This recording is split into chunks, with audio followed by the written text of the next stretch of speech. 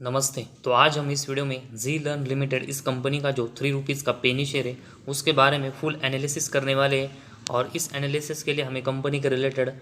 सभी important data देखना पड़ेगा, जैसे कि कंपनी कौन से बिजनेस सेगमेंट में काम करती है, प्रॉफिट एंड लॉस स्टेटमेंट में कंपनी का परफॉर्मेंस पिछले 5 से लेकर 6 साल में कैसा रहा है, इसके बाद कंपनी के ऊपर कितना बोरेंस है और उसके साथ उसके कंपेरेटिवली कंपनी के पास कितने रिजर्व है वो हम देखेंगे। कंपनी का cash flows, debtor days, inventory days के बारे में हम इंफॉर्मेशन देखेंगे। और लास्ट में कंपनी का शेयर होल्डिंग पैटर्न हम देखेंगे, जिसमें कंपनी के प्रमोटर के पास कितनी हिस्सेदारी है और एफ और डी इस कंपनी में इन्वेस्टमेंट कर रहे हैं या फिर नहीं, उसके बारे में इंफॉर्मेशन देखेंगे। और ये सब देखने के बाद ही पता चलेगा कि कंपनी अपने बिजनेस में कैसी ग्रोथ कर रही है और हमें इस कंपनी में इन्वेस्टमेंट करनी चाहिए या फिर नहीं। तो कंपनी के रिलेटेड जो इम्पोर्टेंट डाटा है उसमें सबसे पहले हम इस कंपनी का जो बिजनेस का सेगमेंट है उसके बारे में इंफॉर्मेशन देखते हैं। तो जी लर्न लिमिटेड ये कंपनी मल्टीपल प्रोडक्ट्स और ब्रांड्स के थ्रू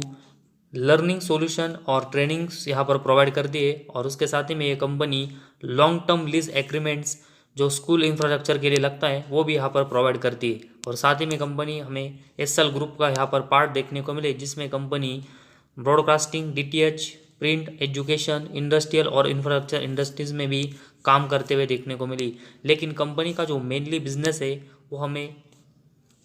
कंप्यूटर लर्निंग से रिलेटेड देखने को मिला है और इसी सेगमेंट में कंपनी हमें काम करते हुए देखने को मिली। तो कंपनी जो कंप्यूटर लर्निंग सॉल्यूशन में काम करती है वो एक अच्छा बिजनेस है और फ्यूचर की नज़र से भी अगर हम देखेंगे तो इसकी जो ग्रोथ है उसकी पॉसिबिलिटी बहुत ही अच्छी है।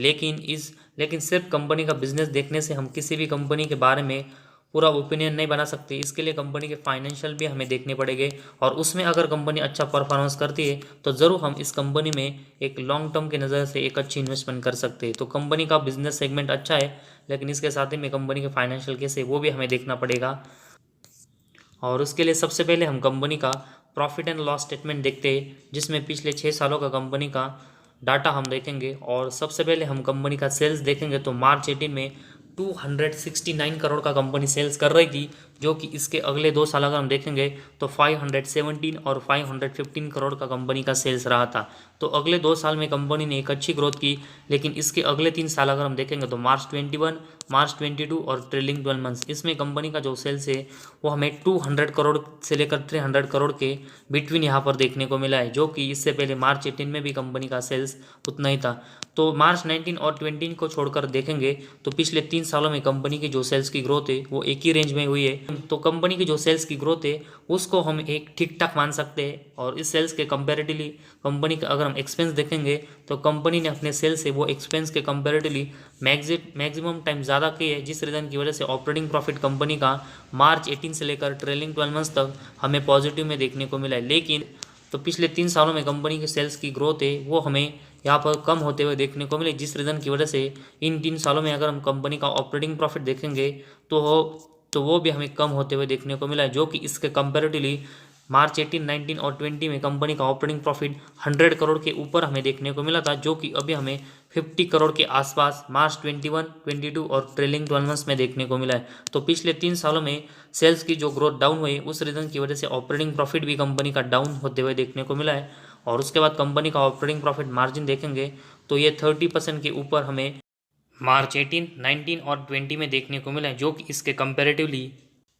लेकिन मार्च 21, 22 और ट्रेलिंग 12 मंथ्स में देखेंगे तो कंपनी का ऑपरेटिंग प्रॉफिट मार्जिन है वो भी हमें 20% के नीचे आते हुए देखने को मिला है। तो पिछले 3 सालों में कंपनी के ऑपरेटिंग प्रॉफिट मार्जिन की जो ग्रोथ है वो भी यहाँ पर कम होते हुए देखने को मिली है। और उसके बाद कंपनी का अगर हम नेट प्रॉफिट देखेंगे तो मार्च 18 में कंपनी 49 करोड़ का प्रॉफिट जनरेट कर रही थी, जो कि इसके अगले साल कंपनी का नेट प्रॉफिट 83 करोड़ का रहा। इसके अगले साल 25 करोड़ का कंपनी का नेट प्रॉफिट रहा। लेकिन जैसे ही कंपनी की सेल्स की ग्रोथ हमें कम होते हुए देखने को मिली, जिस रीज़न की वजह से ऑपरेटिंग प्रॉफिट और ऑपरेटिंग प्रॉफिट मार्जिन हमें कम होते हुए पिछले 3 सालों में देखने को मिले, उसी रीज़न की वजह से पिछले 3 सालों में कंपनी का नेट प्रॉफिट भी देखेंगे तो हमें वो लॉस में जाते हुए देखने को मिला। और ट्रेलिंग 12 मंथ्स में कंपनी -169 करोड़ का लॉस कर रही है। तो कंपनी के पिछले 3 सालों में लॉस मेकिंग हुई है। और उसके साथ ही में कंपनी का अर्निंग पर शेयर जो पहले 3 साल मतलब मार्च 18, 19 और 20 में प्लस में था वो भी अभी हमें लॉस में जाते हुए देखने को मिला है। तो इस कंपनी का overall profit and loss statement का सेगमेंट है उसमें मार्च 21 के बाद देखेंगे तो कंपनी की सेल्स की ग्रोथ है वो हमें कम होते हुए देखने को मिली है, जो कि इस रीज़न की वजह से operating profit margin, net profit और अर्निंग पर शेयर इन सभी सेगमेंट में कंपनी लॉस मेकिंग परफॉर्मेंस कर रही है, जो कि इन्वेस्टमेंट की नज़र से एक बहुत ही नेगेटिव साइन है। तो कंपनी को सबसे पहले अपने सेल्स की ग्रोथ इंप्रूव करनी पड़ेगी, तभी कंपनी अपने प्रॉफिट एंड लॉस स्टेटमेंट में अच्छा परफॉर्मेंस और नेट प्रॉफिटेबल देखने को मिलेगी। तो कंपनी का प्रॉफिट एंड लॉस स्टेटमेंट है उसमें कंपनी लॉस मेकिंग है, जो कि इन्वेस्टमेंट की नज़र से हमें ये पहला कंपनी के रिलेटेड नेगेटिव पॉइंट देखने को मिला है। और उसके बाद कंपनी की बैलेंस शीट के बारे में हम इन्फॉर्मेशन देखते हैं, जिसमें इस कंपनी के पास अगर हम रिजर्व देखेंगे तो सितंबर 22 में 433 करोड़ के रिजर्व है, लेकिन उसके कंपैरेटिवली कंपनी के ऊपर उससे भी ज़्यादा मतलब 436 करोड़ का बोरंग्स देखने को मिला है। और कंपनी के ऊपर कंसिस्टेंट हमें जो बोरंग्स बढ़ते हुए देखने को मिला है, जिस रीज़न की वजह से कंपनी को इंटरेस्ट रेट है वो कंसिस्टेंट ज़्यादा चुकाना पड़ रहा है, जिस रीज़न की वजह से कंपनी के नेट प्रॉफिट के ऊपर भी इम्पैक्ट आ रहा है। तो कंपनी का जो बोरंग्स बढ़ रहा है, जिस रीज़न की वजह से कंपनी नेट प्रॉफिट में हमें लॉस मेकिंग भी होते हुए देखने को मिली। तो कंपनी को अगर प्रॉफिटेबल होना है तो कंपनी को अपने जो बोरंग्स है वो कम करना पड़ेगा, तभी कंपनी की बैलेंस शीट है वो स्ट्रांग होगी और तभी कंपनी प्रॉफिटेबल होगी और तभी हम इस कंपनी में एक अच्छी इन्वेस्टमेंट कर पाएंगे। तो फिलहाल कंपनी की जो बैलेंस शीट है वो भी हमें अनस्टेबल देखने को मिली। और उसके बाद कंपनी का कैश फ्लोज अगर हम देखेंगे तो मार्च 18 में कंपनी का नेट कैश फ्लो 7 करोड़ के प्लस में था, जो कि इसके अगले 3 साल ये लॉस में गया, और अभी मार्च 22 में कंपनी ने इसको 20 करोड़ का प्लस में जनरेट किया है। तो 20 करोड़ का कंपनी का नेट कैश फ्लो पॉजिटिव में होना वो कंपनी के परफॉर्मेंस की नज़र से एक अच्छा साइन है, लेकिन जो कंटिन्यूस प्लस और माइनस में कंपनी का नेट कैश फ्लो जा रहा है उस रीज़न की वजह से अभी भी हम इस कंपनी के नेट कैश फ्लो के ऊपर ट्रस्ट नहीं कर सकते कि कंपनी आने वाले समय में consistent net cash flow positive में जनरेट कर पाएगी। तो इसी वजह से कंसिस्टेंट 2 से लेकर 3 साल में अगर company net cash flow positive में जनरेट करती है तो ये कंपनी का परफॉर्मेंस है वो आने वाले समय में एक बहुत ही स्टेबल और कंसिस्टेंट अच्छा हो सकता है। तो इसी वजह से आने वाले समय में कंपनी नेट कैश फ्लो में कैसा परफॉर्मेंस करती है वो भी हमें यहाँ पर देखना पड़ेगा। और उसके बाद कंपनी के डेप्टर डेज के बारे में इंफॉर्मेशन देखते हैं तो मार्च 18 में कंपनी के डेप्टर डेज 20 थे,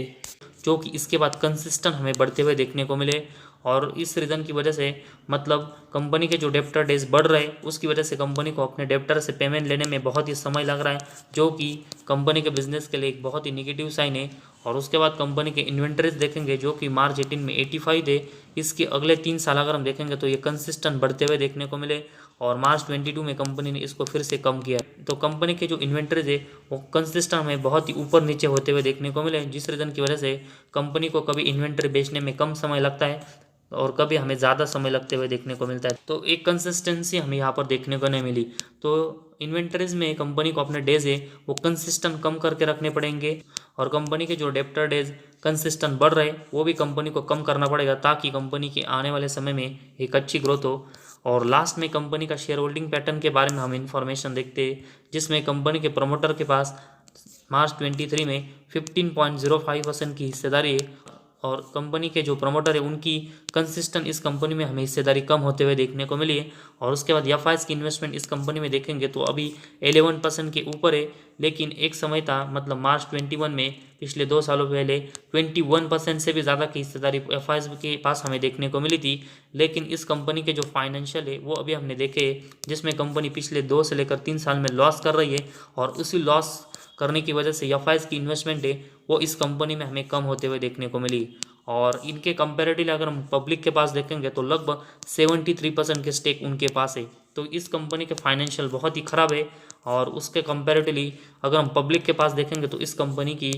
कंसिस्टेंट हमें हिस्सेदारी बढ़ते हुए देखने को मिली। तो किसी भी कंपनी का शेयर अगर पेनी है उस रीज़न की वजह से किसी भी कंपनी में यहाँ पर इन्वेस्टमेंट करना बहुत ही गलत है, क्योंकि इस कंपनी के अभी हमने जो फाइनेंशियल देखे वो बहुत ही वीक है, जिस रीज़न की वजह से कंपनी का जो शेयर है वो हमें यहाँ से और भी डाउन होते हुए देखने को मिल सकता है। तो इस